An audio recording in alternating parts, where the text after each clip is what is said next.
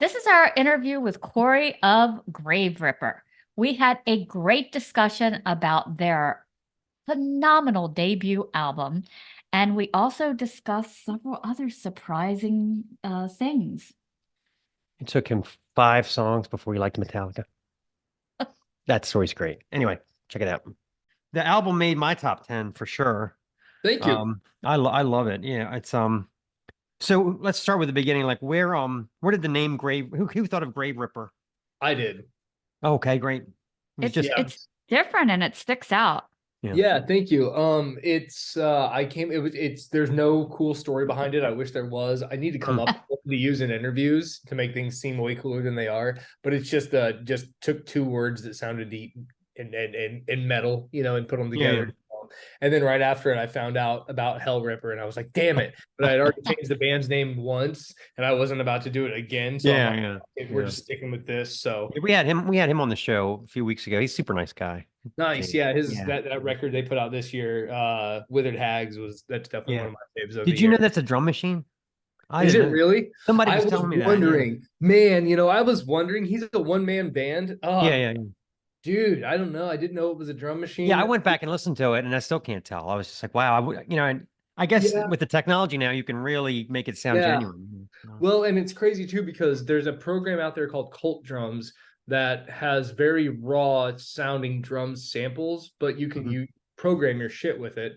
But they have, hey, here's the Florida death metal early 90s pack. Here's the just lo-fi black metal pack. And then you can program it in there. And then once those sounds are in whatever DAW you're using, you can apply the same mixing and mastering methods you can to those individual channels than you would a real drum set. So I do know of a few other records out there that might surprise you that they are also programmed drums, but I think those are secrets, so I'm not going to tell you. Oh yeah. No, we don't want to. I think that shit's I do think that shit's kind of weak. If you're trying to sell an album out there and you're advertising yourself as a one-man band and you're using program drums, I think that shit's. Now Graveripper used plugins for our guitar sounds on Seasons Dreaming Death, though. So who am I to point fingers? So whatever. Hey, if it sounds good, it is good. That's all that matters. Yeah, exactly.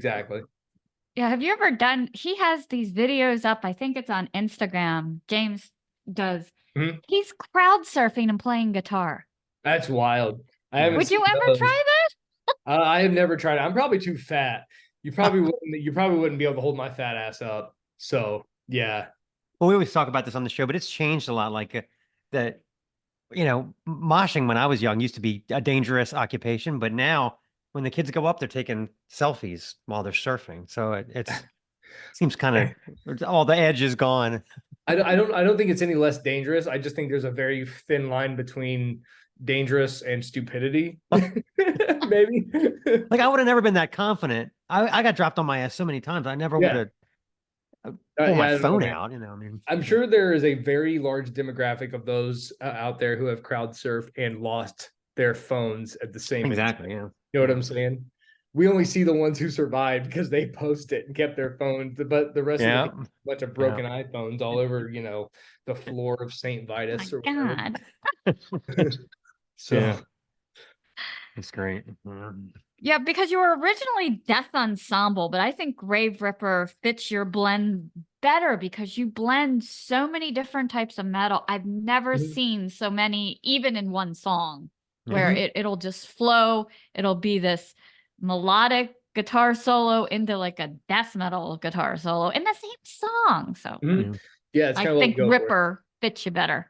Yeah, totally. We had somebody once say, they're like, "What's your band name?" And I'm like, Graveripper, and they were like, "Oh, I assume you're like a doom sludge band then?" I'm like, "No, dude, you couldn't be farther off. Like, come on, Ripper. It's like such an aggressive word that it doesn't go with, Now, if I was like Grave Toker, then we'd be a doom band. There you go. But, fucking pay attention. What's his name? The guy from Nunslaughter. What's his name? Dawn of the Dead. Yeah, Don. He had the best one, I think. Somebody came up to him and said, "Is it Nun's Laughter?"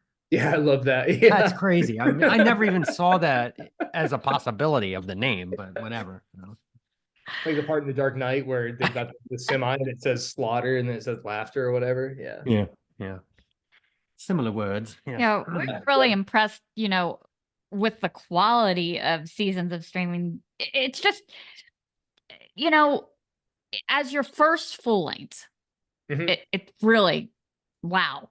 You know, I noticed all the songs kind of were almost thematic as describing death in one form or another, which Mhm. was a little different than Radiated Remains.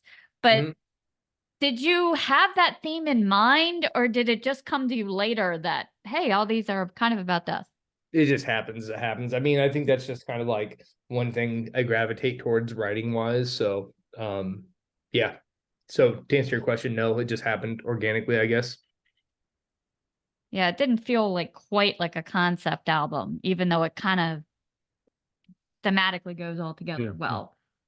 That Yeah. artwork is so badass. I Yeah. mean, how did you come to pick that out, or was that Uh, the? yeah. So that was Adam Burke. Adam's done a lot of really Yeah, great metal art. He did the most recent Hellripper yeah, album. yeah. He did that too. Yeah.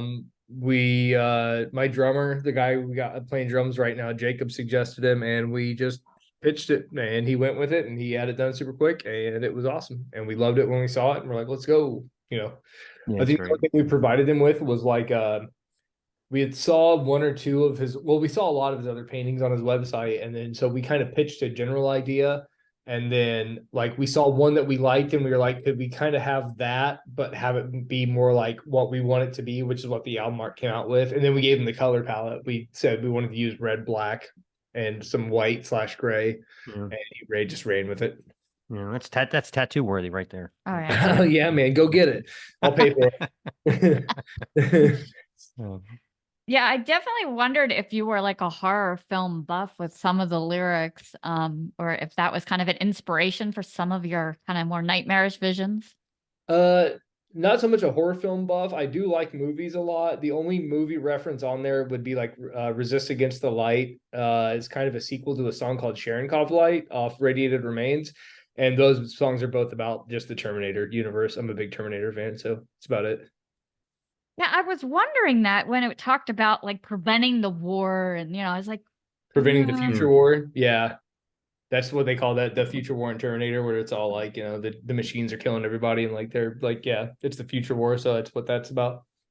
and time that's cool. travel. We went and Yep. we saw Static X and Dope, and they've incorporated all the Terminator shit into their show. It's great. Oh, have they really? Nice. Yeah, I'll yeah. check it It out. fits really well with that style of music. Since they had the basically, Zero is kind of, Wayne Static. He Uh-huh. almost looks like a They zombie made Wayne him into like a Static. robot. Okay. Wayne Well, Static. It's really cool. Yeah. So, nice. But yeah. they were able to use a lot of like in the recordings, like they found like lost stuff he had either written or recorded. So Yeah, it yeah. was wild Nice. how they've been able to. Cool Terminator related rock. Yes. So, Yeah, well, they've kind of got an industrial sound to them a little bit. Don't also, Yeah. yeah. I've Yeah. always thought they were kind of like industrial rock, industrial metal. So Yeah. right on. That's cool. Love seeing that kind of stuff. Yeah. Yeah. So Radiated Remains, those themes were a little bit different, although I like that artwork as well with the yellow and everything. Was that related to any particular event, the themes there? Or is it or a movie or literature? Nah, just Sharon Cobb Light would be it. With back to the Terminator thing. Yeah, but I love that with this album kind of delves into that like Sam Hain when the veil still thins and you can actually reach through. Do you kind of are you a believer of that for Halloween and Sam Hain that it actually kind of happens? A little bit. It is kind of interesting.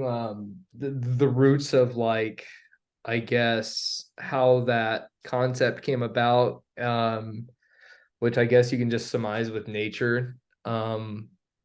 So a little bit, not trying to go off on too much of a tangent or anything, but it's a cool, I guess, the cycle of nature of how you're going from a season where everything's flourishing, crops are growing, animals are out and about and can survive. It's easy to survive. It's easy to live in summer, and where things are, I guess, happening, for lack of a better word, my stupid words.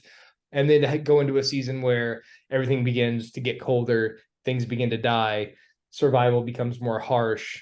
And, so that's essentially winter. And black metal is associated with winter a lot because of its coldness and its harshness and its inability to survive. And then, I want to say that in old theologies, the afterworld and I guess you'd call it hell, but that might not be what it is in some of these theologies or religions, whatever. It wasn't necessarily a hot place, but it was a cold place because it represents that inability to survive, that there's nothing that can flourish here. So to have that idea of, this season of fall is the entrance of us going into, we're leaving that period of sustainability and we're entering this period of unsustainability where nothing can live. And at one point, those two things are going to culminate at one time.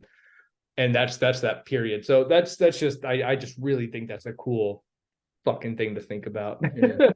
And somebody said, well, what a great time to have the kids go door to door and ask for candy. Yeah, let's makes sense let's to me.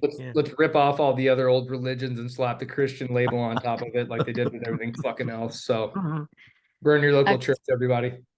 Yeah, agree. The older I get, the more I find myself, really being a believer and all that. I guess after you get older, it's like the dark affects me more. Like when it's dark at 4 p.m., I'm like, oh my God. Yeah.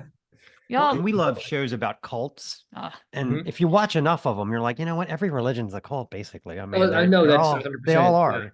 They're I mean, bigger ones get the luxury of being able to rebrand themselves as not that and have the power to make sure people don't call them that, but they're all cults. Right. They're all cults. They're all the same. Yeah.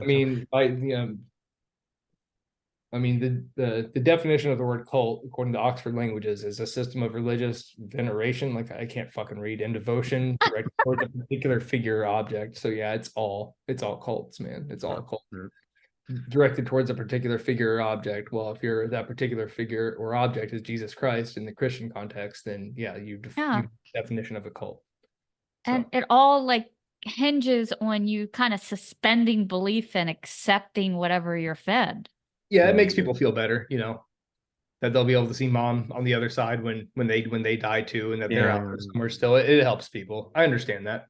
But well, getting back to you guys, what are some of the bands that you get compared to, and do you agree, disagree with the comparisons? I kind of we get some Toxic Holocaust, which I agree with. We get some Skeleton Witch, which I agree with. Sometimes we do get some Midnight comparisons a little bit. I think that I don't necessarily agree with that comparison. I think we might feel a little bit, but I don't think we necessarily sound like Midnight, but I am a gigantic Midnight fan. Like I've got like a poster back there and everything. Yeah. But that's a good one. You're like, I'll take it, right? Yeah. Oh yeah, totally right. Like, but we've gotten Venom and stuff, which of course is a backbone to us and this genre and just heavy metal in general. So some bands like that. Yeah. Somebody said Avenged Sevenfold once. I was like, "You're fucking deaf, man." He's reminding me of early Avenged Sevenfold. Get some new ears. I don't know, man. You're gonna have to give me that. You're gonna have to give me that Avenged Sevenfold album you're referencing, because that sure as shit doesn't sound like the stuff I've heard. So not bashing Avenged Sevenfold. I don't mind Avenged Sevenfold. So whatever. Yeah. But yeah, I don't know, man. Wild comparisons. Yeah. Yeah, your vocal styling is very different too. Sometimes I hear like other famous vocal styles, but you kind of have your own yips and yowls that are kind of all your own. How did you meld things together or just take the best of what you like to put it out there? No, I think it just, I don't really necessarily go out to sound like anybody. It just is, it does just kind of come out the way it does. I think it's evolved a little bit. I think each release we've had kind of has its own like sound. Which I don't mean for it to do that, but I think Seasons is like kind of the most natural. I found my groove. There is one record I will compare my vocal style to, and I think I do almost rip it off a little bit, but that's a secret, and I'm never going to tell you. Okay. Gotta guess. If you can guess it, I'll tell you.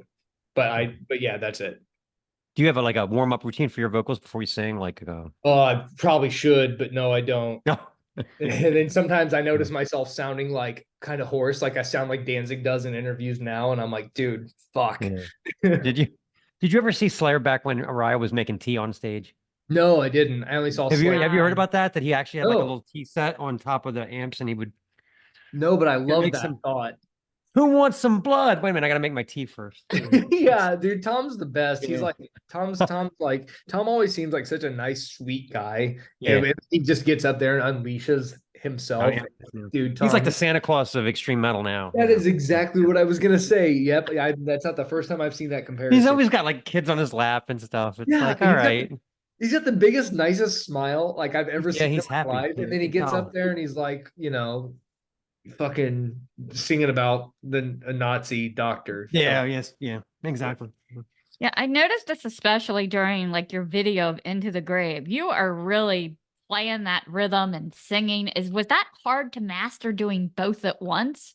Nah, not really. I started out playing drums, and I think that is what did it. I think I was able to like from the first time I was a band geek in school, and I played drums and percussion, and I think being able to coordinate myself to do different things, i.e., play the drums. Your foot's doing one thing, one hand's doing one thing, your other hand's doing another thing. I think that helped to kind of wire things. Yeah, So and that I makes was so hell bent when I first got a guitar on like being James Hetfield that I practiced doing guitar and vocals every day. So Yeah. nah, it's not too bad. yeah. Was Okay. that video live? It looked like you had like a audience, or was that kind of It's both. It's spliced like footage of us tracking or filming at a live show. And then the same guy just came over to my place one time and we just set stuff up in the basement and we just did more shots in the basement. So it's half live, half not. But of course the audio is all studio recording. Right. The same track you get on the album. Yeah, it looked good, but the couple of things I've seen of you live on YouTube, it sounds just as good. Is it Thank you. hard to transfer live? Because you sure do a nice job of pulling it together. Nah, I think we're a live band before we're a studio band. So no. How far have you guys been in terms of playing out? Have you been to Europe yet, or have you been like where have you been to? Haven't been to Europe. We just did Denver, Colorado like 3 weeks ago. We did LA, Los Angeles last year. That's about the farthest we've been out. So yeah, we're getting there. Love to do Europe sometime. We will at some point. Just That'll be great. Yeah. You'll be huge. Yeah. Yeah, it'd be really cool. Yeah, I've heard the German fans are very intense. They're very serious. I hope so. I think we play. Oh, that's another comparison we get a lot too, is we do get a lot of Slayer and Creator comparisons too. And we are like, I do love that Teutonic style of thrash, Sodom and Creator and bands like that. So I would love to bring Graveripper over there and show them what we're all about. Yeah, that's great. All right, so I had some favorite tracks from this album. I had a few questions about. I love Red Skies. I was unsure about the lyrics with the skies alight tonight with markers of a flight. This land will pay the price of carbon sacrifice. Is it about bombing or? Yeah, so our second guitar player, Keegan, actually wrote that song. And yeah, that's what I got too. It's just about essentially nuclear bombs. Kind of plays on the radiated remains thing. And he wanted to call it Radiated Remains for a minute, and I shot that down pretty hard. Just because like we already had on Radiated Remains, we already had a song called we did the Led Zeppelin Houses of the Holy thing where we put a song on Radiated Remains called Complete Blinding Darkness, and we had just put out an EP called Complete Blinding Darkness before that, and I didn't want to do the same thing again. So yeah. It's amazing to me that, in this day and age, with us being so cultured and refined and politically correct, that there's still crap going out like the Ukraine and what's going on in Gaza, that's still happening. You think you would have, I don't think people are ever going to evolve to a point where we're not invading each other. Nah, the sooner we're all dead, the better. So I'm such a big Terminator. So I'm such a big Terminator fan. I'm just waiting for the day that Horizon lights up and we can just let all this go. Right. All the AI talk. Yeah. So That's the first thing I think about is how long is it going to take before AI figures out that we're the problem? I'm so ready. I'm so ready. Yep. There's this. Have you ever seen Black Mirror, the show on the kind of Twilight Zone thing? Did you watch the one? It was like, what was it? 666, where the Indian woman accidentally pricks her finger and then she has to go kill like 3 innocents or the world's going to end. Oh, I think I did see that one. I don't That's a good remember one. That how was a it. trip. Yeah. Yeah, I do remember it, and you couldn't because there was like a ghost telling her to do the stuff, Right. like right, like yeah, there was a dude telling her to do this. He looked like a 70s, like, Yeah, like Like a a funk funk singer. singer. Yeah. And yeah, and then the world, and then like she had to do it within a time period. She had to Right. do it like one a day or something like Yeah. that. Yeah. And then it ended up being true or something. I can't Yeah. remember. She was one wondering of if she those went people crazy she or something. killed didn't count, and then she ran out of time because she got caught, and then the world ended anyway, but it ended up being a good thing because they walked off into the end of the world together. Yay! Happy ending. Everyone's dead. Happy ending. Let me do this. Yeah. Okay, Nature so we play a game on the show. It's called Blaspheming Monikers. Okay, All right. so here's how it goes. So I'm going to give you 5 band names that I got from Metal Archives. One of them I made up. So Oh you have shit. to guess which one of these is not a real You band. have to sniff All out right. the fake one. Okay. All right. All right. All right. You And we went with five? all right. So we went with a satanic theme this week. So Oh my gosh. first is Satanic Silence. Then there's Satanic Heritage, Satanic Dystopia, Satanic a la mode, and Satanic Burial. Oh man, those are all fake. No, they're all real. I'm gonna go with all mode. No, that one's actually real. They're from Japan. Nice. They have 2 full lengths. It's a really weird Nice. name. Yeah. Nice. That's great. Which one was fake? Want to guess a couple more, and then we'll either Oh, you get it okay. right or we'll run out. So Let's go so with that leaves Satanic Silence, Satanic Heritage, Satanic Dystopia, and Satanic Burial. satanic. Let's go with silence. Okay, they're from the UK. Oh man. They have they're actually a newer band. They have a full length just came out last year, black metal. So yeah. So Hey, Venom uh, did that like 40 years ago. yeah. Uh, So the one I made up is Satanic Burial. There's actually not a band called that. Believe it or not. really? That one? Oh, Yeah. I was confident that was the real one. Yeah, yeah. I was surprised that You nobody's got me. gone for that one yet. So You caught me. Well, let's start a band. Let's start a band today, officially out there. Satanic Burial. yeah, Satanic a la mode. That's a Yeah. winner. Yeah, that's a good one. That's Mm. well, good's a word to use, but yeah. I like my Satan just a little on the On the side. Yeah, side. yeah, just a little bit. Not necessarily as the entree or the main course, but if I could just get a side, that'd be great. I like my Satan in a souffle cup personally. Yeah. Yeah. Nothing wrong with that. Yep. So, Trying to did my you horse like your is experience at the Denver, Colorado Beer Fest? And did you try any new beers that you liked? Oh, absolutely. Yeah, we had a really great time. Little Cottage Brewery had some really great beers. They did the Mother of Graves beer. They're another band that's on Wise Blood. There was some excellent mead there. We had some we repped the hometown, or I guess the home state. Three Floyds Brewery was there. They're from Indiana, so they were out there too. So we had some of theirs. But yeah, Little Cottage Brewery, they were really, really good. Mm. Oh, True was Denver's really, I mean, just the scene out there. So you got Necropanther, you got Blood Incantation and Spectral Voice, and I mean, there's just so many great bands coming out of Denver now. Yep, and then I think Primitive Man's from out there too, because they played That's that. right, yeah. That was a hometown show for them. I totally spaced Blood Incantations from Denver. Yeah, they are too. Yeah. Yeah, and the land of the great IPAs too. Yep. We even got stuck at the airport in Denver, and we, it ended up, we was had awesome. time to kill, and it was like this bar had nothing but great IPAs. I'm like, what does Yeah. a day here? The beers. Yep. It's got something to do with the cold, I think, or whatever. Yep. I don't know. Yeah. So what local bands do you love to play with, and maybe ones we should check out? Oh yeah, so you've got a lot of great local bands in Indy. Vile Iniquity is a really great one if you like the really kind of like really just thrashing, almost like proto black, proto death stuff. They're really good. Play with them a few times. I do play drums, and well, we're not technically from Indy. We're like Indy Bloomington. They're called Truce. I haven't done any recordings with them yet, but we've done a few shows. That's Truus. It's a kind of Gorgorothy black metal. Obscene is a great death metal band from here. Obscene's one of the bands that when I was kind of getting into the scene, they were one of the ones that was like really, really captivated me to do it because they're really freaking good. Fleshers from here, really solid 3-piece death metal.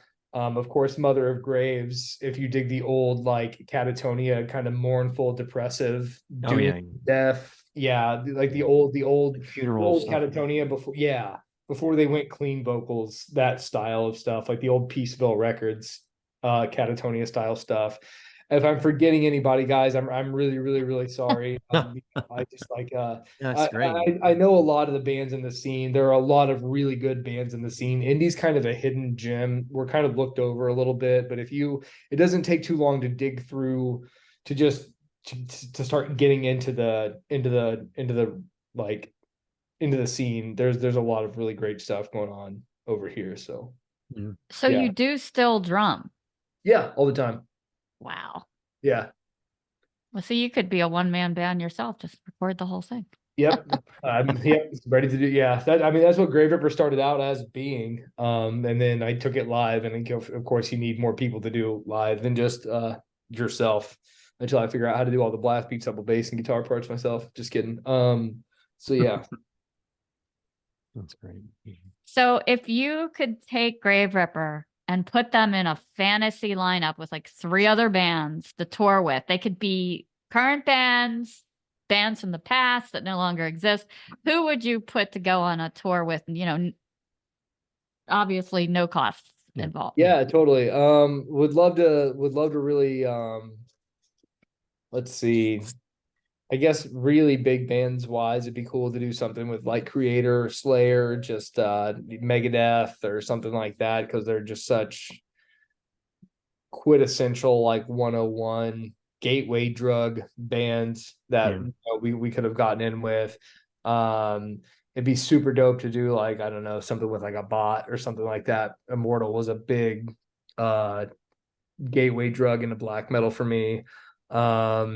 In modern times, Midnight, a big fan of everything Athanar is doing. So would love the opportunity to just even get a one-off show here or there, which I don't think that's too far out of I guess reach. So we're just always we actually did almost have a show with Midnight once, but I can't remember what happened.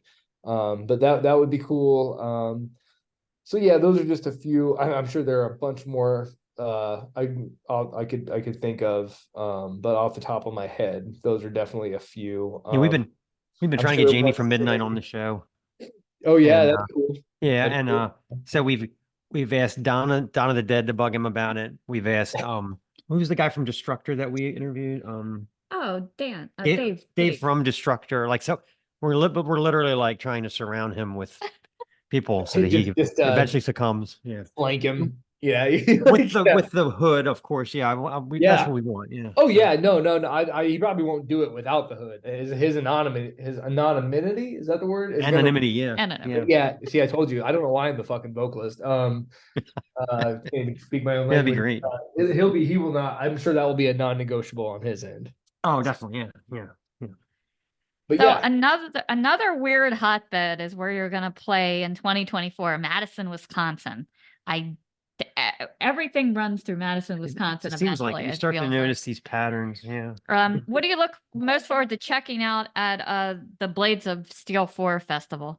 definitely just probably most of the other bands. Randy, who's putting that show on, we've been in talks with him to get up there for a little while to get all that going and done and stuff. I know he's got a pretty killer lineup ready to be unleashed that has not totally been announced yet. So probably just mostly the other bands. And is Wisconsin where Spotted Cow, the beer brewery, is? I think it is. I think it is Wisconsin. Yeah. So I'm excited to try Spotted Cow from the teat. That's great. That's great. Yeah, you're planning your travels on beer consumption. That's great. I like it. Yep. Priorities, man. Priorities. Yeah, I agree with that 100%. Yeah. So you mentioned Megadeth. Are you a Peace Cells or are you a Rust in Peace? Which one? Oh man, that's such a hard. I'm both, dude. Can't. Well, we all are both. Yeah, Can't choose between my children. I do think they're not my kids. Geez, that's I almost want to lean. I almost want to be a basic white girl and like lean towards Rust, just because, like, man, if you want to learn how to play guitar, if you want to learn how to play metal guitar, that's the one-stop shop. That's it. You don't need any other record. And it's just it's the golden lineup. You know, it's the Megadeth lineup that everyone loves. It's just such a perfect freaking record, man. If you watch the videos, I didn't realize this until recently. I went back and watched like the video for like Hangar 18 and stuff. They had like a dress code. Everybody had the white high tops. Everybody had no shirt. Everybody had the jeans. It was before the era of distressed jeans. Kind of like, good. yeah, You it was. should- I you was like, should look wow, like- I didn't realize the dress code. Look at that. You Yeah. should have a dress code in a band. I really do think you should. You should have a certain look. If you're going to go out there with your fucking boat shoes on, your cargo right. shorts and shit, and you're all going to look completely different, what do you then? If you're going to play your high school talent show like that, fine. But I think Lemmy even said it. It's like, if you're going to go out there and be a rock star, be a fucking rock star. Wear the shit that people make that take, you know, a second look at. Wear your bolt belts, do your corpse paint, do your big armbands. Like, if you're gonna do it, fucking do it, man. I know. I never forget either. Like, I remember, like, I saw a Motorhead show and like Phil Campbell had on like a Hawaiian shirt. And I'm like, what the fuck is he doing? Oh yeah, get him off the stage. I don't know, man. Maybe let me. I don't know. Maybe let me give him a pass. I take back everything I said. Oh, let me did say that though. So yeah. Just you never forget stuff like that. We're like, what was he thinking? Come on. You know, why is one guy in a tutu? What is going on? What's going on with the shorts on stage? Right? Yeah. Come on. Yeah, we've all seen Cheech and Chong. Yeah. Yeah. So can you remember like the first heavy music that you were like, wow, what is this? Yeah, totally. It was Metallica when I was like 7 or 8 years old. I used to have like so my uncle was an 80s metalhead. He liked a lot of the glam and cock rock. But he did like some of the heavier stuff too. Not so much like, you know, Slayer and like the old death metal and the old black metal. He didn't like really dive into stuff that hard, but he did like Metallica. And when I was a kid, music was always a very important part of my life. I always just gravitated towards music.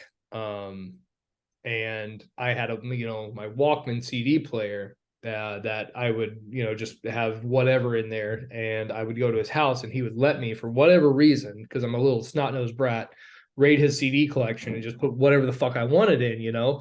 So I was like putting this in, putting that in, and I short attention span, still got it. And I think I put in Injustice for All, and the song Blackened starts, and, you know, it's got like that 40-second, like really slow crescendo of like the guitar harmonies that are backmasked or whatever. Well, 7-year-old me didn't want to deal with that shit. Way too long, way too boring. I'm 10 seconds into it and this sucks. So I go to track 2, and that's Injustice for All, and that starts with an acoustic opening, and I'm like, well, this sucks too. This is boring too.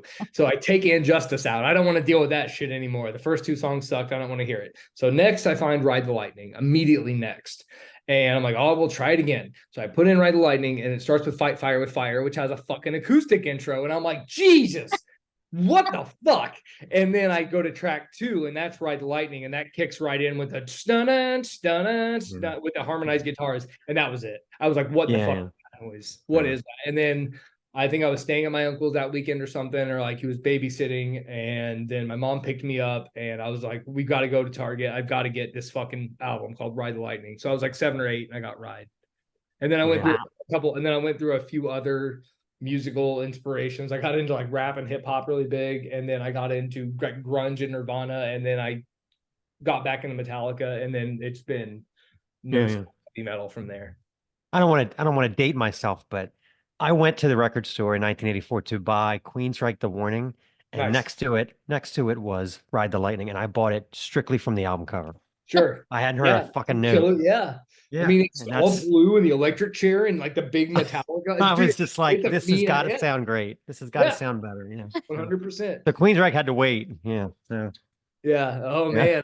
I remember watching like a VH1 thing on like Metallica or something. I think it was like when Metallica ruled the world, and they had Sebastian Bach on there. He was talking about Kill 'Em All, and he like, I pick up the album art of Kill 'Em All, and it's got this bloody hammer on it, and it's, you know, Metallica. And I turn it around, and there's a picture of the 4 ugliest fucking dudes I've ever seen in my life, and I'm like, this has to be good. I have to buy this. Yeah. They didn't have makeup on. Everybody else had makeup for their album covers, but no, not that they're all. Yeah, they all look like they're all pimple faced and shit. Yeah, you knew it was real. Yeah.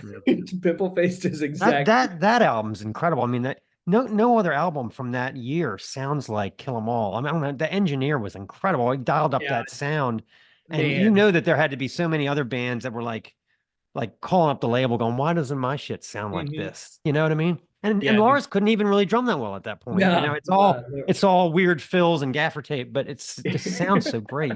Yeah, I mean, it's a red hot record for sure. Yeah, totally.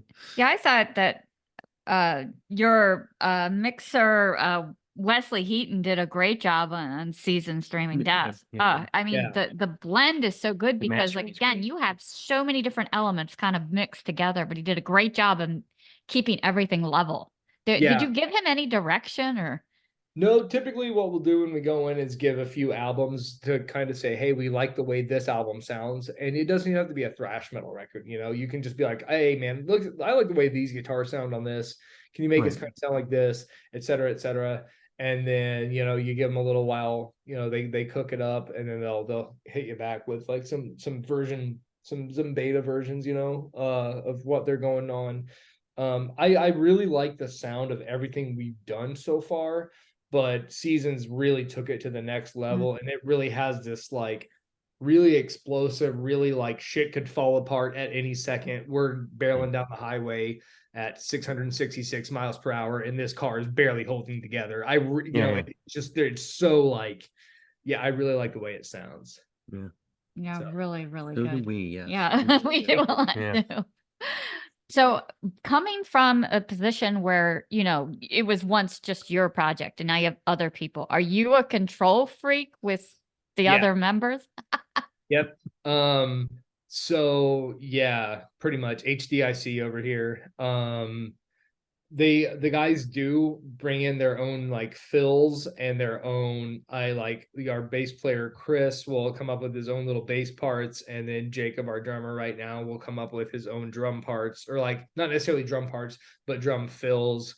There's a song on the record called Only Coldness where he does this really, really cool snare fill. He does it 2 or 3 times throughout the record. You know, he wrote that. Essentially how it'll go down is I'll write the song, send it to the guys, and then have them learn it. And like, you know, the drum parts, for instance, you just play these drum parts here. As long as you're doing these drum parts 90% close to what I gave you, do whatever the fuck you want in the meantime. You know, add your own fills, add your own that. And if it gets a little too squirrely, like I remember there was one part where he wanted to add like a really fast double bass part.